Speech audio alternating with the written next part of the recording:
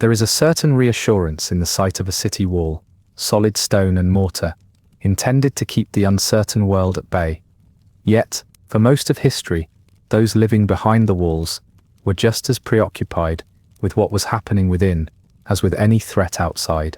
Before we begin, take a moment to like the video and subscribe, but only if you genuinely enjoy what I do here, and let me know in the comments where you are listening from and what time it is.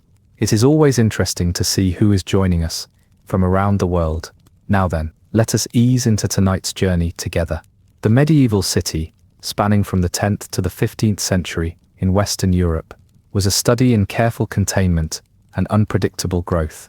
Stone ramparts rose in the Low Countries, England, France, and the Holy Roman Empire, encircling a world of narrow lanes, crowded timber houses, and the persistent aroma of ambition, tempered by livestock, open sewers, and the odd bakery attempting to fend off the prevailing scent. The city was not merely a defensive structure, but a social puzzle, assembled from guilds, parishes, merchants, and the officialdom, whose job it was to maintain some appearance of order. The result was rarely tidy and never quiet.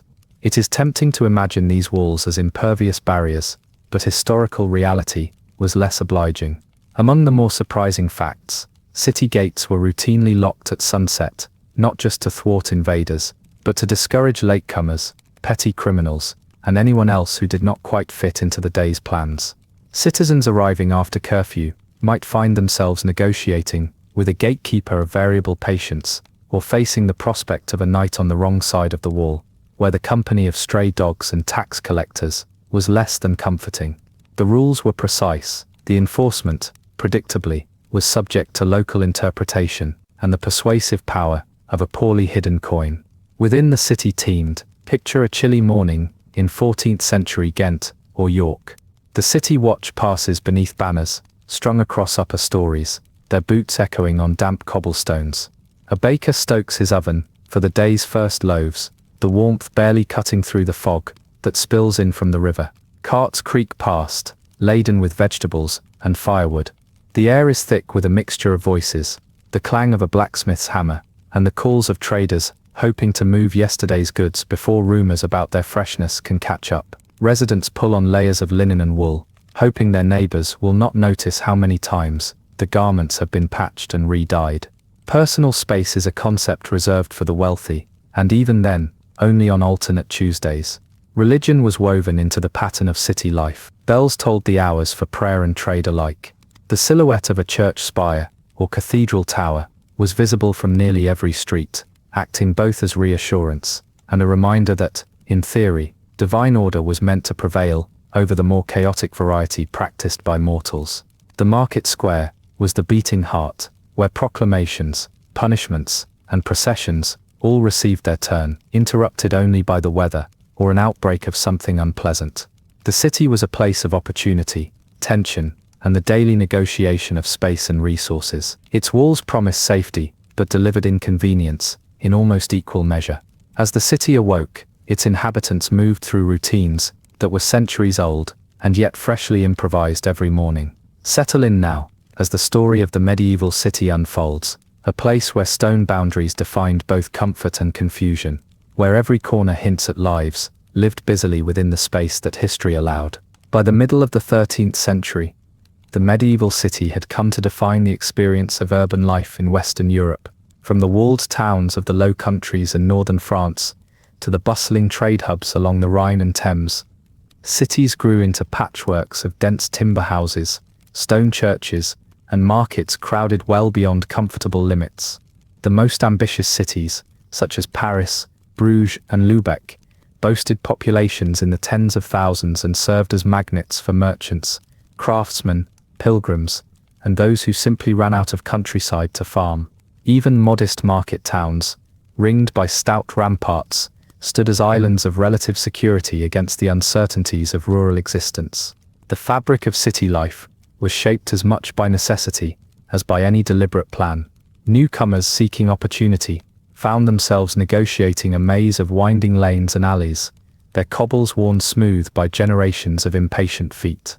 The houses pressed close together, with upper stories leaning out as if in conversation, casting perpetual shadows over the streets below. Building materials varied by region: timber frames and wattle in England, brick in Flanders, and rough-cut stone where fortunes allowed. Thatch and wooden shingles covered roofs, though tile became increasingly common in wealthier districts. Fire was a constant threat, a fact never far from the minds of those who placed their trust in city watchmen and the occasional bucket brigade. Within these walls, routine followed a seasonal pulse. Market days brought farmers and traders in from the outskirts, their carts loaded with grain, vegetables, salted fish, and whatever else would tolerate a journey over muddy roads. The air of the city was a distinctive blend, part baking bread, part livestock, and part something unidentifiable that lingered near the tanneries and open drains. Sound traveled easily, bells rang for the hours, and for prayer, vendors shouted their wares, and the clatter of hooves on wet stones joined with church choirs in a not entirely harmonious chorus. The social hierarchy was as layered as the city itself. Merchants who managed to secure positions on the city council wielded considerable influence, often advertising their success with houses a story taller or a chimney broader than their neighbors. Skilled craftsmen organized themselves into guilds, each responsible for regulating training, prices, and the quality of goods. Apprenticeship was the usual route for most young men, and on rare occasions for women. The guilds policed their trades with diligence, and a display of substandard shoes or watered ale was quickly met with public correction. Religion ordered both time and space. The day began and ended with the tolling of bells from the parish church, and major feasts punctuated the year with processions, music, and the hanging of banners across the city's principal streets. In larger cities, cathedrals and monastic houses stood out as islands of stone and ritual, their spires visible for miles. Mendicant friars circulated among the poor, while more established clerics presided over baptisms, marriages, and funerals. Churches offered charity to the destitute, though the quality of mercy, much like that of bread, was inconsistent and depended on the season.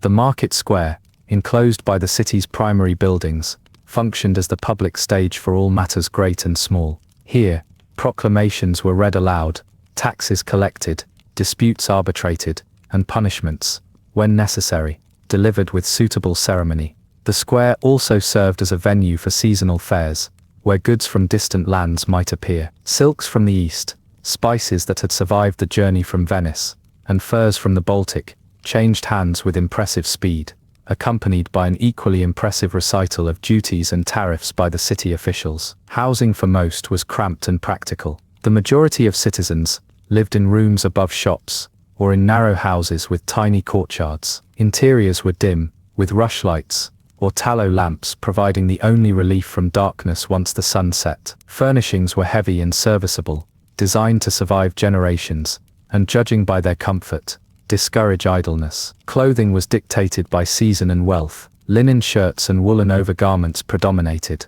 with rare splashes of imported dye for those who could afford it. By midsummer, most garments had faded into equally uninspiring shades of brown or grey.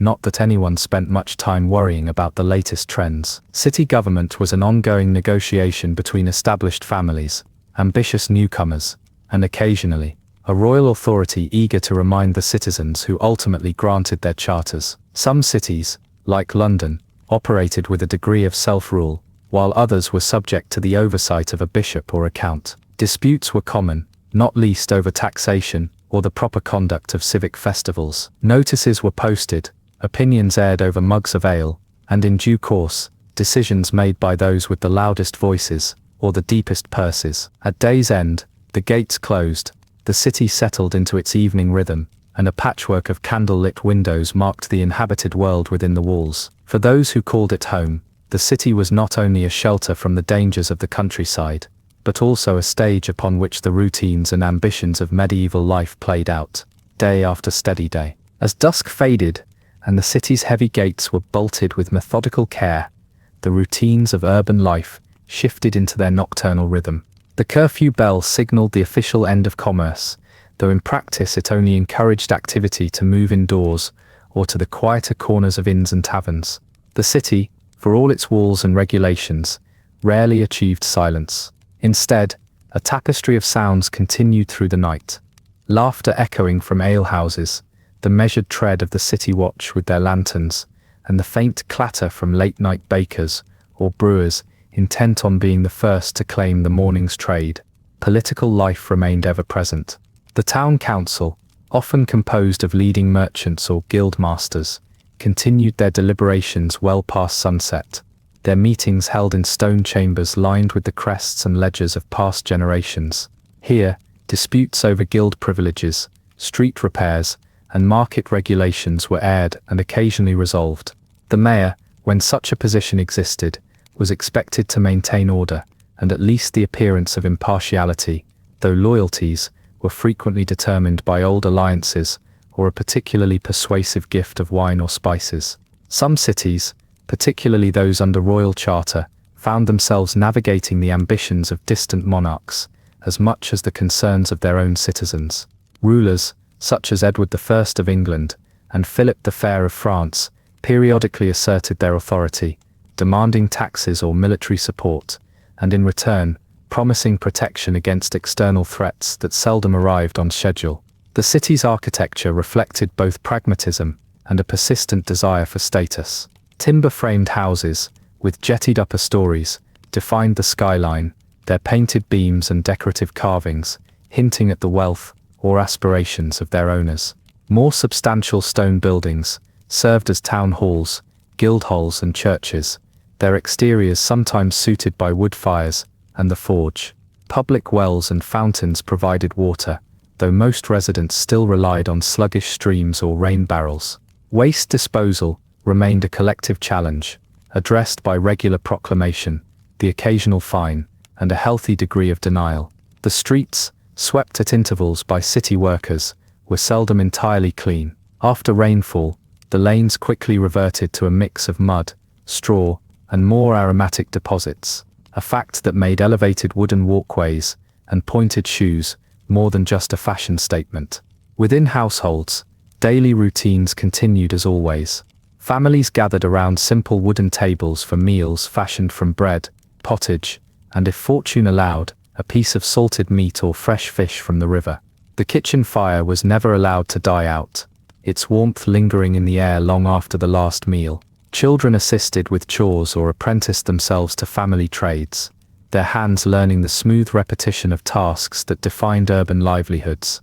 Light came from rushlights, tallow candles, or for the fortunate few, glass lamps, though these required delicate handling and the resources to replace them. Homes were furnished with sturdy chests, benches, and beds piled with straw, or for the comfortable flock-filled mattresses. Walls bore little decoration aside from the odd religious image, or in wealthier homes, a tapestry brought in from Flanders or Italy. Religious observance remained constant. Parish priests visited homes, collecting offerings, and reminding residents of feast days, fasts, or the necessity of penance. Those who could afford it sponsored votive candles, their flames flickering in chapels behind heavy doors. The rhythm of bells marked not only the hours, but the passage of seasons, Lent, Easter, harvest, and the ever-present threat of plague or fire. Festivals filled the city's calendar, offering brief respite from routine with processions, music, and displays of civic pride.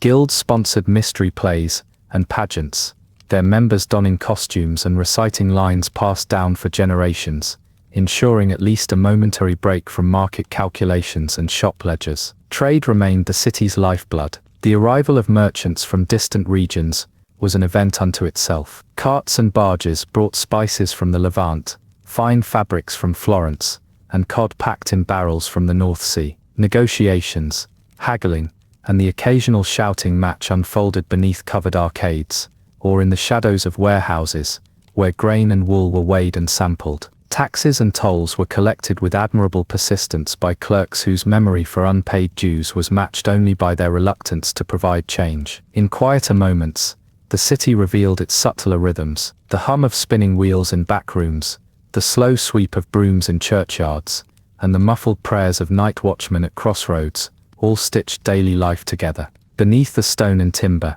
amid the procession of seasons, the city was sustained by the slow accretion of habit, compromise, and that particular form of ingenuity, inspired by a keen awareness of both opportunity and limitation. Morning inevitably returned, ushered in by the first bell and the clatter of window shutters. As the gates swung open, and the city faced another day, its inhabitants resumed a cycle both familiar and ever-changing, living, quite literally, within the walls history had built around them. As the sun rose and the city gates creaked open, the patterns of daily life resumed their measured course. Merchants and craftsmen prepared their stalls, sweeping away the remnants of yesterday's business, in anticipation of a new tide of customers. Market squares filled cautiously at first, gaining momentum as the morning wore on. Farmers entered with carts laden with eggs, butter, onions, and bundles of wilted greens, greeted by the official market inspectors, whose chief occupation, besides adjusting their own cloaks, was to ensure that weights were honest and trading hours observed.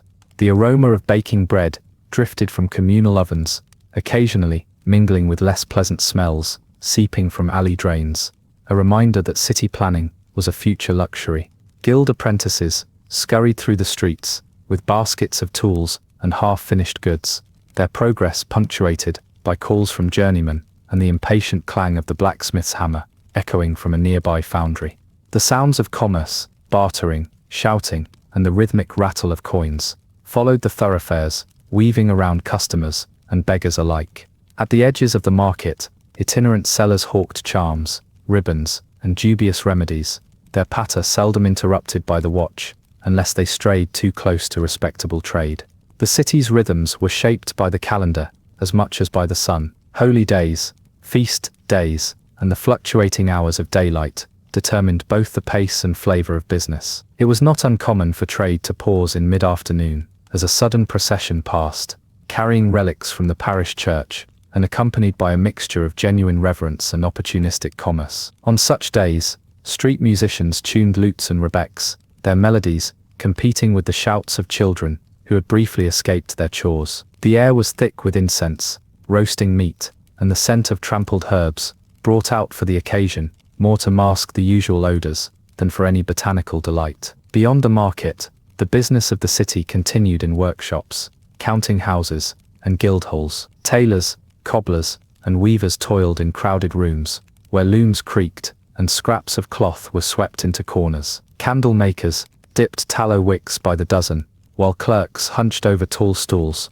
copying accounts into ledgers with cramped, ink-stained hands. Legal disputes over property lines, debts, or inheritances found their way to the town hall, where magistrates sorted matters with a patience that usually outlasted all but the most persistent complainants. Notarial seals, pouches of broken wax, and scraps of parchment accumulated with the same reliability as the dust that gathered in the high corners of the public chamber. Agriculture, though distant from most city dwellers, remained essential. Grain and livestock arrived through the gates, the result of contracts and tolls negotiated by city officials, whose primary skill lay in extracting a fraction more from each exchange. City gardens and small plots on the outskirts supplied vegetables and herbs for those inclined to tend them, often managed by widows or the poorest households. Chickens, ducks, and the occasional pig were kept in backyards, less for sentiment than as insurance against the inevitable shortages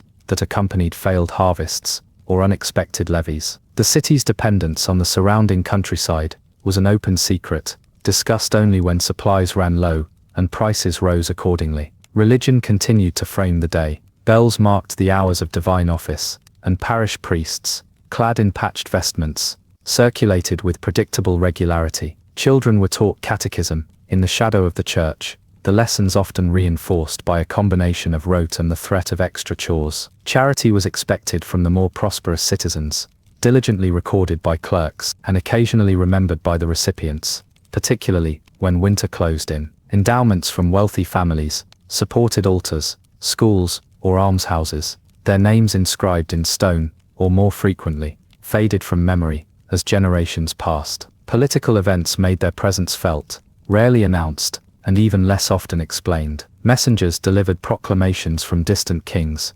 sometimes demanding taxes or loyalty, sometimes offering privileges in return for services rendered. News of distant wars, outbreaks of pestilence, or royal marriages arrived in piecemeal fashion, discussed at length in taverns, until the narrative bore only a passing resemblance to the original decree. The city council, faced with the daily realities of governance, issued edicts regulating bread prices, street repairs, and the behavior expected of citizens. Enforcement depended largely on the will of the guilds and the willingness of neighbors to ignore minor infractions. As evening approached, the city's tempo slowed once more. Bakers hurried to sell the last loaves, shopkeepers stowed their scales, and families gathered indoors around simple meals. The glow of candles appeared behind shuttered windows, casting flickering patterns on lime-washed walls. The city braced by its walls and rituals, prepared for another night, its routines a testament to the patience and persistence of those who called it home. The world beyond the gates promised both opportunity and peril, but within, the day ended much as it had begun, with the expectation that however imperfect, life would continue, one market day at a time. As another morning arrived, the city awoke beneath a sky that alternated between grey drizzle and the pale glimmer of sunlight. The rhythm of life, so carefully constructed within stout walls, depended not only on tradition, but also on a persistent negotiation with change. In the later Middle Ages, new influences pressed in on city life. The spread of printing, the arrival of foreign merchants, and shifting patterns of authority all left their mark on streets and customs that at first glance seemed immovable. Architecturally, cities grew more ambitious. The construction of new town halls and bell towers proclaimed civic pride and the supposed permanence of local government. Guild halls, sometimes as ornate as minor palaces, stood beside parish churches, whose spires reached higher each decade. In the busiest quarters, stone bridges replaced ramshackle wooden crossings, their arches reflected in waters that carried both goods and refuse downstream. Wealthier families rebuilt homes in brick and stone, their facades decorated with armorial shields, carved saints, and patterns, borrowed from Italian merchants, whose presence in northern markets had become routine. Glass windows, a mark of significant expense, began to appear in upper stories. By night, their small panes glowed faintly behind heavy shutters, a private spectacle for those who could afford it. Social mobility was a subject of both hope and consternation. The established merchant dynasties clung to their status, yet ambitious newcomers, often the sons of prosperous farmers or regional traders, found ways to buy houses, sponsor altars, and secure apprenticeships for their children. The lines of class blurred, though never so much as the hopeful preferred.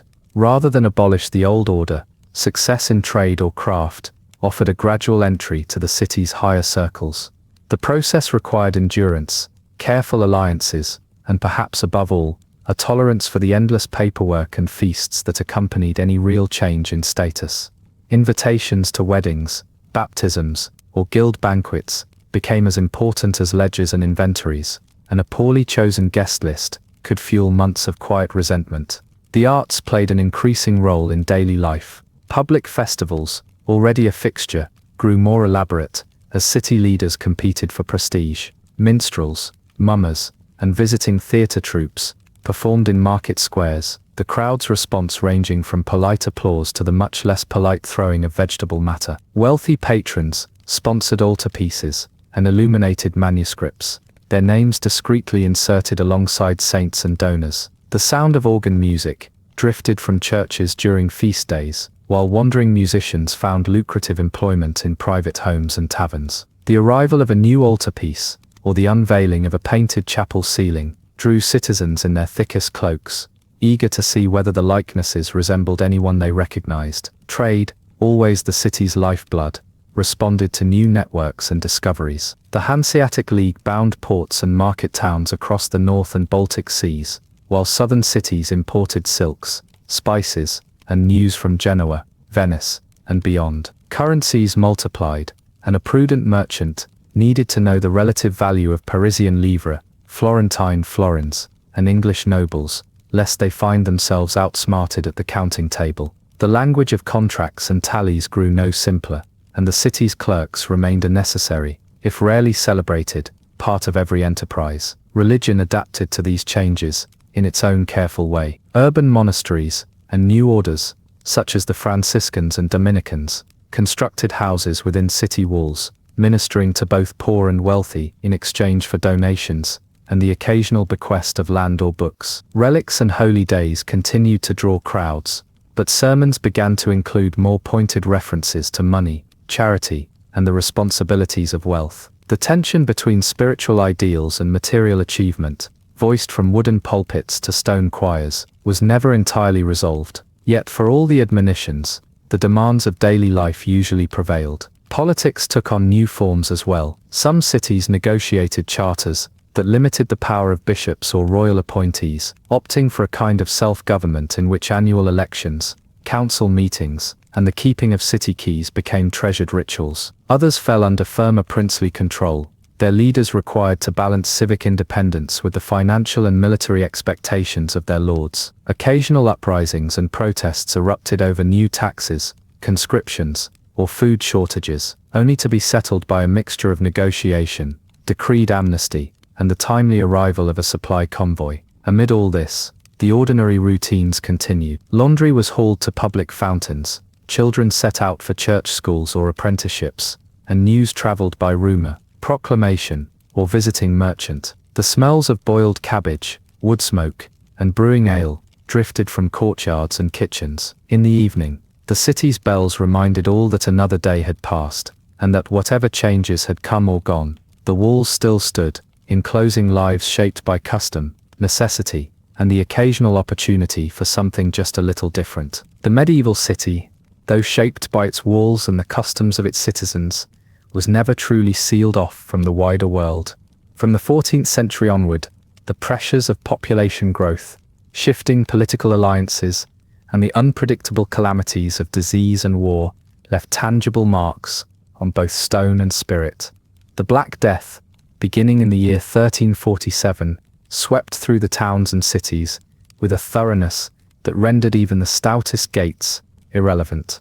Mortality on such a scale changed the composition of neighborhoods, emptied parishes, and forced even the most complacent city government to reconsider its priorities. The aftermath of plague introduced a mixture of fear and opportunity. Labor shortages gave surviving craftsmen and laborers new leverage, while guilds scrambled to maintain standards and apprenticeships in a changed marketplace.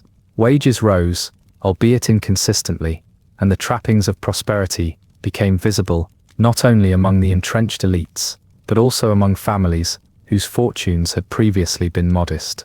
New laws attempted to regulate wages, clothing, and the number of apprentices any one master might employ, measures not always greeted with enthusiasm by those who hoped for a larger share of the city's comforts. The pace of change was slow, rarely revolutionary, and marked by the usual combination of complaint and cautious adaptation. Urban architecture reflected both renewal and uncertainty. In the wake of disaster, many families rebuilt houses or added new wings, sometimes incorporating features intended as much for health as for display. Wider windows, glazed with imported glass, admitted both light and scrutiny. Stone staircases and brick chimneys promised improved safety, though old wooden beams and thatched roofs lingered where resources were limited. Churches and guildhalls, too, received repairs or expansions, funded by offerings made in thanks for survival or in the hope of future protection. Painted saints, stone carvings, and votive tablets crowded interior walls, a testament to both faith and anxiety. Daily life adjusted to the new realities. Orphans and widows became more common sights, and charity, never quite sufficient, acquired new urgency.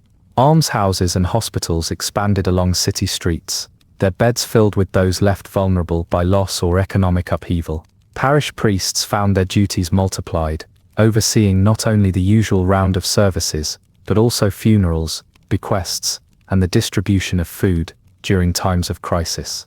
The city's bells tolled more frequently, their sound a familiar presence at both communal celebrations and private sorrows. Trade and craft endured, if not entirely unchanged. The demand for cloth, leather goods, and prepared foods remained, though supply chains were occasionally interrupted by closed ports or the reluctance of rural producers to risk city markets. Those willing to travel or innovate found new opportunities.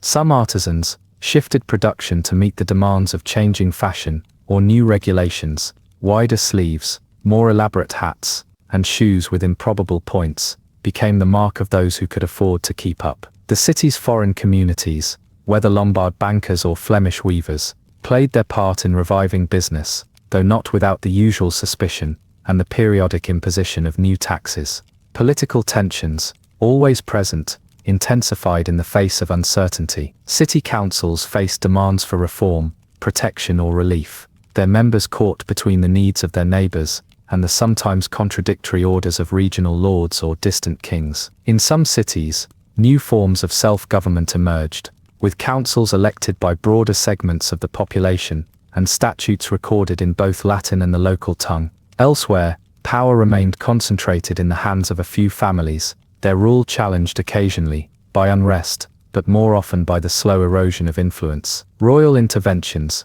whether in the form of tax collectors, visiting officials, or the threat of garrison troops, were met with the traditional mixture of negotiation, complaint, and the careful hiding of resources. Religious life continued to offer structure and meaning, though not always certainty. Flagellant processions, miracle shrines, and penitential sermons filled churches in the wake of disaster, competing with the quieter routines of prayer and charity established over centuries. Pilgrimages increased, and with them the arrival of pilgrims in patched cloaks, seeking cures or simply the reassurance of holy places that had survived the worst. Monastic houses offered both spiritual guidance and practical aid, though their own numbers and resources were stretched by the pressures of the age. Amid the challenges, ordinary routines persisted. Markets opened, bakers rose before dawn, and children played in the shadow of unfinished towers. The city's resilience was neither dramatic nor effortless, but slowly, year by year, life resumed its habitual shapes. The memory of disaster lingered in parish records, in half-empty streets, and in the stories told by those who remembered days when the bells seemed never to stop ringing. Yet the city endured, its character shaped not only by walls and wealth, but by the unremarkable persistence of its citizens in times of both comfort and calamity. In the decades following the Great Mortality, cities across Europe entered a period defined by a cautious optimism and a persistent sense of vulnerability. Walls, once symbols of civic pride and practical defense, were maintained with renewed diligence. Watchtowers were repaired, moats dredged, and gates fortified, even as some threats now arrived, not with armies, but on the breath of disease, or in the confusion of economic upheaval. The authorities issued fresh rounds of ordinances, regulating everything from refuse disposal to fire safety, and the City Watch took to their nightly patrols with an air of both responsibility and resignation. The rituals of security, never entirely effective, became daily performances, reassuring, if not always reassuringly effective. The social fabric, stretched thin by years of loss and recovery, adapted with the usual blend of old customs and subtle adjustments. Families who survived the calamities sometimes rose quickly in status, buying property or acquiring shares in local businesses previously beyond their reach. Others, weakened by loss or repeated misfortune, left their names only in the records of almshouses or the fading inscriptions in parish burial registers. Marriages were arranged with new urgency, and dowries recalculated to reflect the shifting fortunes of once-established dynasties and ambitious newcomers alike. The population, replenished by migration as well as by birth, became more diverse in many cities, with regional dialects and customs jostling for space alongside the older rhythms of urban life. Architecture, always a reflection of both aspiration and available resources, took on a more experimental appearance. While the grandest projects, cathedrals, city gates, and market halls, continued to rise at an incremental pace, smaller innovations multiplied. Windows grew larger, where glass could be afforded, and painted shutters provided both color and privacy along crowded thoroughfares. Some merchants invested in decorative facades or carved doorways, the details as much a statement of presence as of wealth. Workshops clustered along specific streets, marked by the smells of leather, wool and wood shavings, while the more pungent industries, tanning, dyeing, soap making, remained at the margins, unsentimentally separated from the air and water sources everyone relied upon. The transmission of news and information in this environment was a study in both speed and distortion. Official proclamations were read aloud in market squares, often competing with the less official versions spread by word of mouth,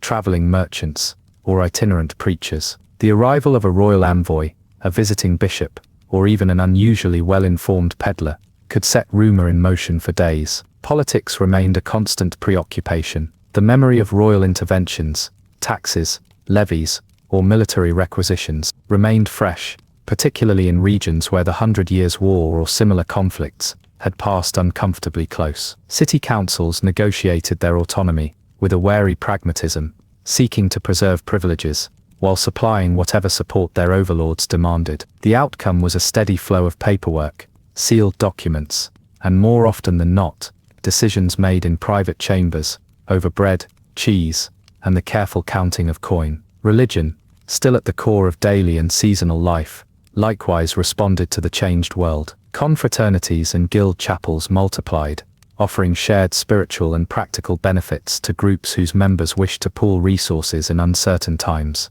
Pilgrimages, once undertaken to distant shrines, now more often took the form of local processions or the support of nearby chapels. Parish priests adapted their sermons, weaving together scripture, recent memory, and the perennial theme of endurance. The great cathedrals and churches, some still unfinished after generations, dominated the skyline and continued to absorb donations, labor, and the hopes of those seeking both protection and a means of remembrance. Trade, always the pulse of city life, grew more intricate as the 15th century approached. International fairs resumed, and new routes opened to the Baltic, the Mediterranean, and beyond. Agents for Italian bankers appeared in northern cities, lending and borrowing with a diligence that ensured few coins sat idle for long. Cloth, spices, metals and paper passed from hand to hand, each transaction subject to negotiation, speculation, and the scrutiny of city clerks. Markets became spaces of both exchange and display,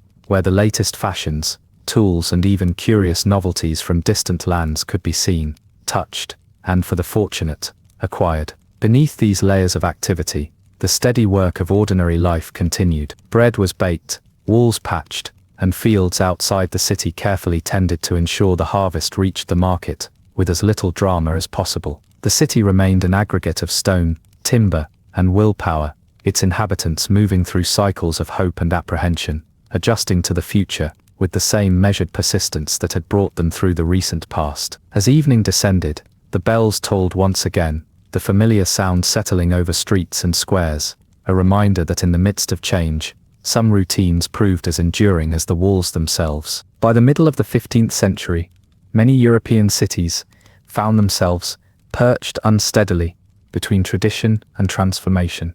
The world within the walls was at once deeply familiar and quietly altered by the cumulative changes of recent generations. Urban populations had surged once more, pressed in by the promise of work, safety, and the peculiar magnetism of city life that endured despite hardship. The days of absolute enclosure were passing. Suburbs and outlying settlements swelled beyond their original boundaries, prompting debates over whether to expand the walls or trust to the uncertain protection of ditches and embankments. Some cities undertook ambitious building projects, extending ramparts and raising new gates with a kind of stubborn optimism. Others relied on patrols and the growing effectiveness of civic militias, whose discipline was sometimes apparent and more often aspirational. Political authority adapted as well. The older dominance of merchant oligarchies began to wane in some places, challenged by rising guilds, or in larger cities, by pressure from princes and kings, eager to assert control. In Florence, the Medici family leveraged financial influence into a new model of urban power, their patronage transforming not only government, but also the city's architecture, art, and reputation. Elsewhere, city councils negotiated charters that protected certain privileges while ceding ground to regional rulers. The process resulted in a patchwork of autonomy, compromise, and the occasional bout of unrest, when tax demands, conscription, or legal reforms proved especially unpopular. Proclamations were posted at crossroads and read aloud in market squares, accompanied by the usual mixture of attentive listening and discreet indifference. The economic pulse of city life grew more complex, shaped by new forms of production and expanding markets. The rise of printing, first in the German city of Mainz, transformed the possibilities for both communication and commerce. By the end of the century, presses had appeared in many cities, producing books, pamphlets, and legal documents in quantities previously unimaginable. This sudden abundance of information did not always result in clarity. Laws multiplied, merchant ledgers grew heavier, and the population of clerks increased accordingly. Paper, once a rarity, became a fixture of urban business, its rustle joining the background noise of hammers, bells, and the low, steady hum of conversation in counting houses and shops. Social mobility remained both a hope and a challenge. Apprentices made their way through the ranks of craft and guild, some managing to acquire a workshop of their own, others finding their ambitions slowed by the persistent realities of capital, custom, and the uneven enforcement of rules. Wealthy families advertised their status through increasingly elaborate processions, carefully orchestrated feasts, or for those with artistic pretensions, the commissioning of portraits and altarpieces. Clothing followed the dictates of both invention and regulation, with sumptuary laws attempting, mostly in vain, to limit the use of costly fabrics, dyes, or jewelry among those deemed insufficiently distinguished by birth. Religious experience in the 15th century city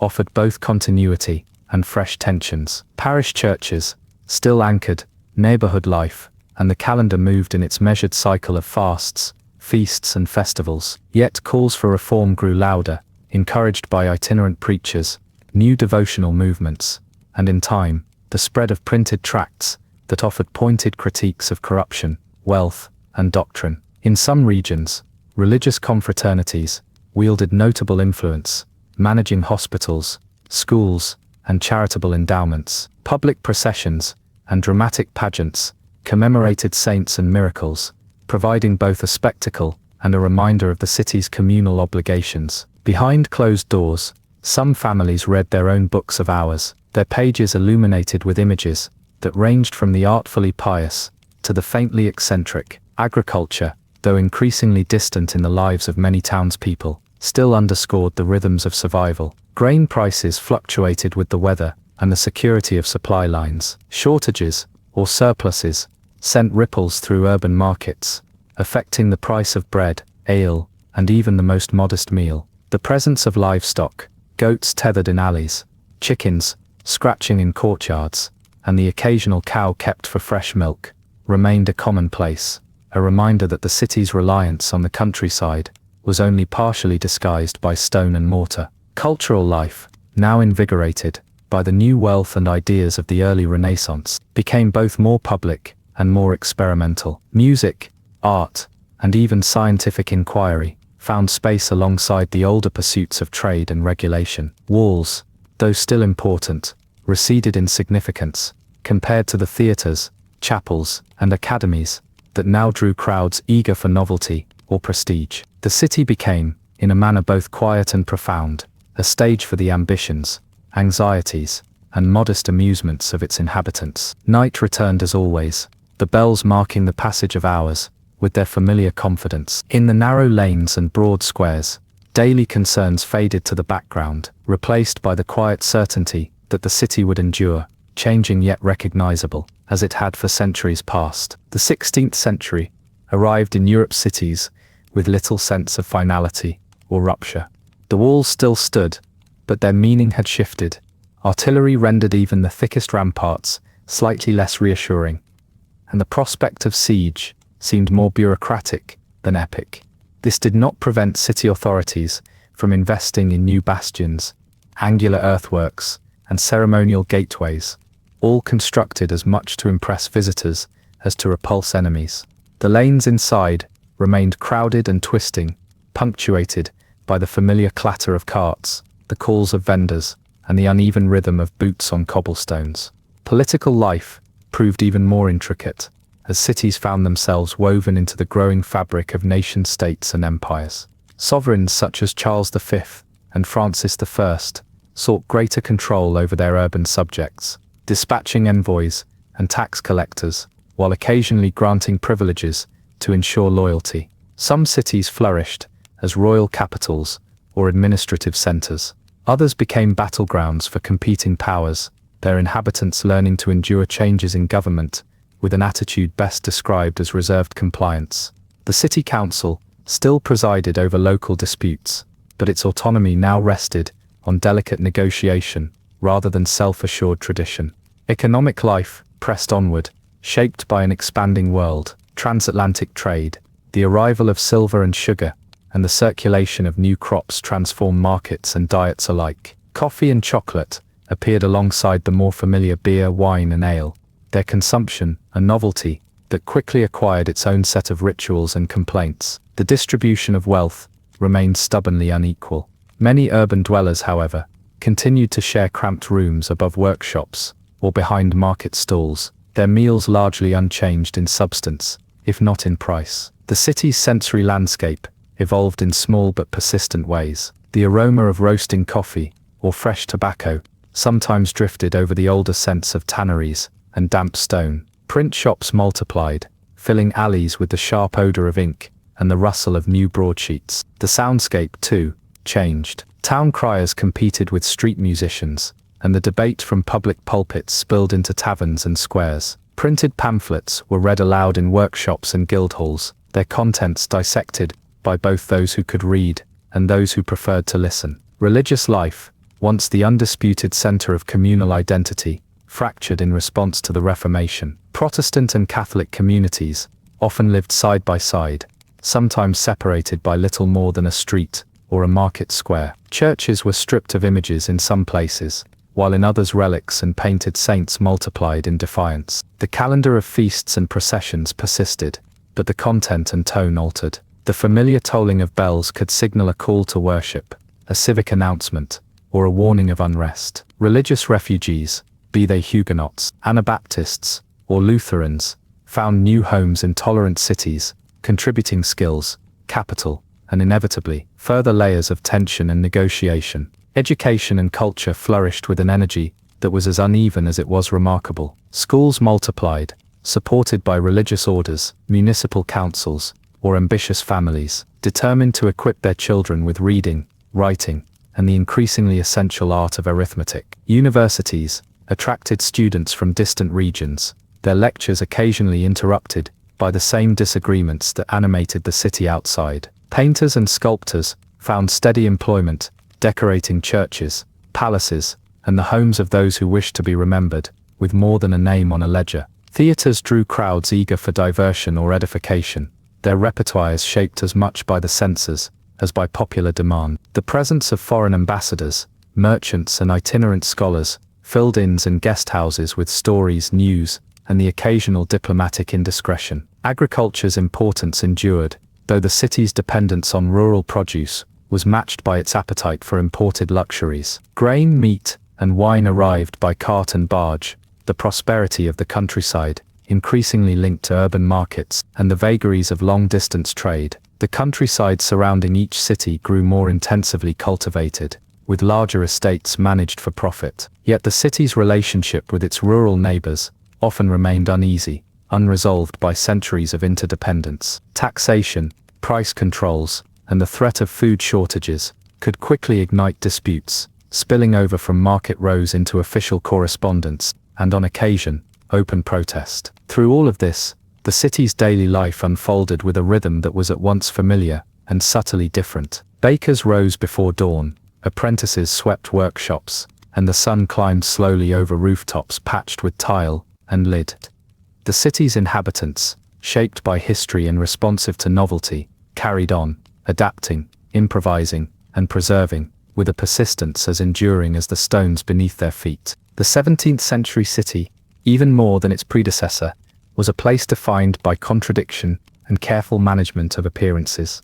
Its walls, now frequently designed to withstand the new science of siege artillery, projected an image of strength, but did little to prevent the spread of news, rumor, or, as often happened, plague.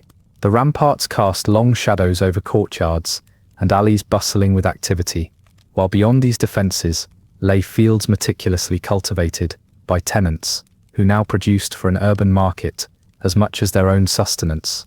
The countryside and the city, interlocked through countless daily exchanges, vegetables, grain, firewood, and stories, traded more or less in equal measure.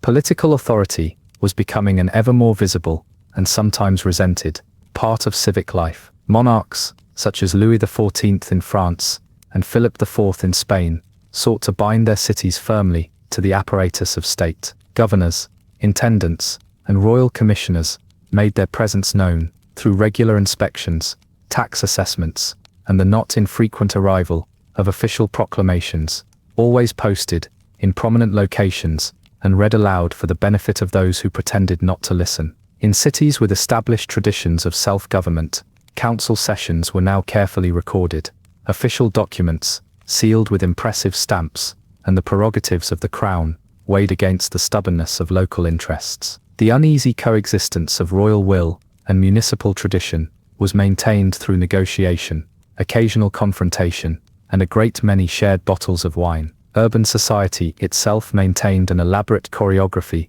of order and ambition. The most powerful families resided in townhouses of stone and brick, centered around paved courtyards and guarded by heavy doors. Decorative ironwork, imported tiles, and painted ceilings signaled status, while servants, apprentices, and tradesmen moved through side entrances, ensuring that the business of daily life rarely disturbed the performance of gentility. The burgeoning middle classes, merchants, physicians, lawyers, sought to imitate their betters, sometimes with more enthusiasm than success. Their children learned Latin, arithmetic, and the correct way to bow. Their wives managed household accounts and attended church in black silk, the color more a mark of propriety than of mourning. The city's streets, meanwhile, revealed the realities beneath the surface. Public fountains provided water to anyone patient enough to wait their turn, although the quality of that water left something to be desired. Night soil collectors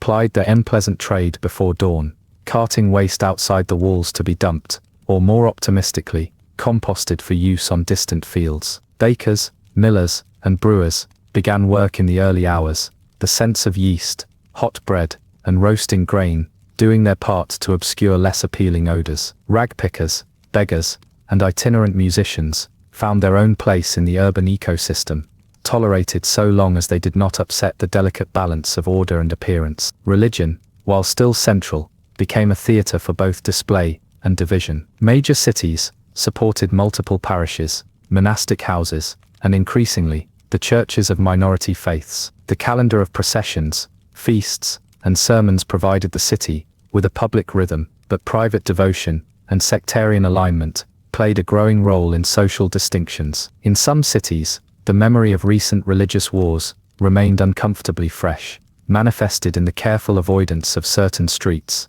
the muted presence of foreign congregations, or the quiet expansion of urban cemeteries. The bells continued to mark the hours, but they now shared their audience with clocks installed on towers, and in prosperous homes, a new assertion that time, like everything else, could be managed. Trade and manufacture filled the city with movement and noise. Cloth, paper, ceramics, and metalware were produced in workshops large and small, with guilds enforcing standards and occasionally policing foreign competition. Markets offered olives from Spain, sugar from the Caribbean, and for the truly adventurous, pineapples that had survived the journey, if nothing else. Money circulated through a growing number of banks, pawn shops, and offices of exchange. The sound of coins was joined by the scratch of quills and the occasional heated calculation, as merchants navigated shifting regulations and fluctuating prices. The city's architecture evolved alongside these changes. Grand public buildings,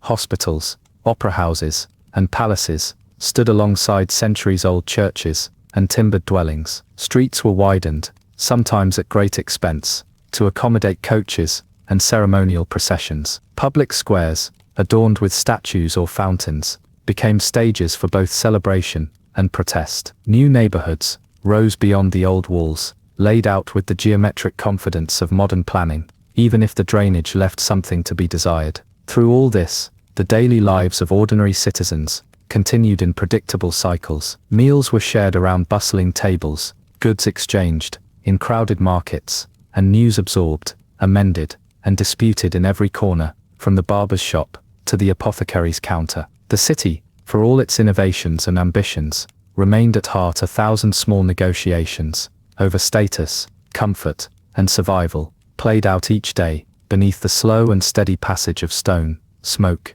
and time. The 18th century city entered a period of both expansion and contradiction. The walls, so carefully raised and repaired over previous generations, became less meaningful as population spilled outward, filling new suburban quarters and the half-rural, half-urban spaces beyond old moats and ramparts. Formal gateways were still maintained, and the odd ceremonial archway erected for royal visits, but the impression of containment slipped away. Roads and canals extended the city's reach, binding it to regional markets and increasingly to distant colonial trades. Urban life, once so hemmed in, was now defined by constant movement and the uneasy coexistence of tradition and novelty. The era's political life became more tangled as power concentrated in the hands of central governments and royal bureaucracies. City councils and mayors retained certain privileges, but they did so under the gaze of provincial governors, royal intendants, or the functionaries of imperial states. In France, the authority of Louis XV's ministers was felt even in small administrative matters. In Britain, city corporations navigated the shifting priorities of parliament and monarchy. Despite the trappings of local autonomy, coats of arms, ancient charters, and official banquets, urban governance increasingly bent to policies shaped far from the market square. Petitions, protests, and the occasional riot served as reminders that the consent of the governed was always a matter requiring periodic negotiation. Social life assumed new patterns, driven by both rising affluence and the broadening of urban society. Coffee houses sprang up in city centers and along busy streets, providing space for merchants, clerks, and the idle to share news, conduct business, and rehearse opinions. The air inside was thick with tobacco smoke, ink, and the relentless shuffle of papers. Gentlemen's clubs and salons played host to debates on science or politics, their exclusivity matched only by the certainty that ideas discussed here would, eventually, filter out to the city at large, though seldom in quite the same form. Newspapers multiplied,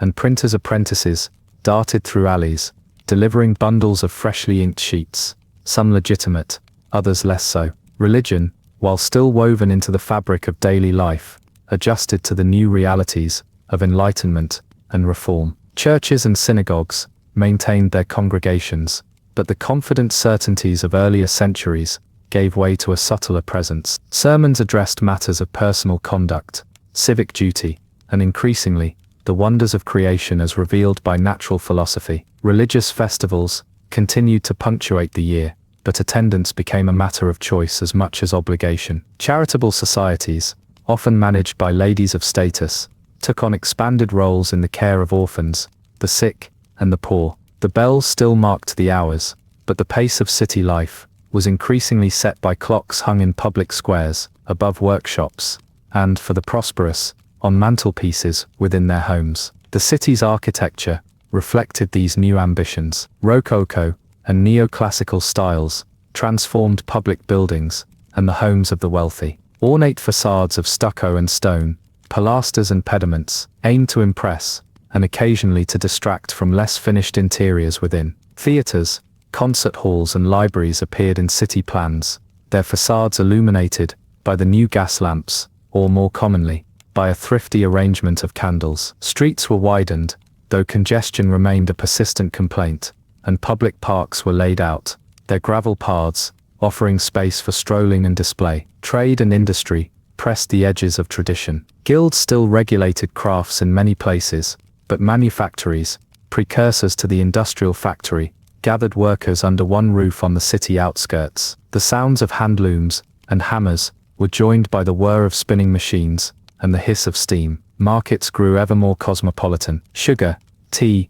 and coffee were now daily commodities. Spices, porcelain, and printed cotton fabrics reached even modest households, carried on a tide of global commerce, whose distant origins were as obscure as they were important to local livelihoods. Agriculture, though less visible, remained essential. Food supplies arrived daily, grain from nearby estates, fruit from orchards, and livestock driven through the city's gates at dawn. Bread remained the staple, its price carefully monitored by city authorities, keen to avoid unrest. The scent of baking competed with the less pleasant odors of refuse, heaps and horse dung, reminders that the progress of civilization was perpetually uneven. Through all these changes, the city maintained its persistent rhythms. Children hurried to schools newly established by reformers. Women managed households, and increasingly, small businesses. The poor sought work or relief, their presence noted in the ledgers of parish and charity alike. Each night,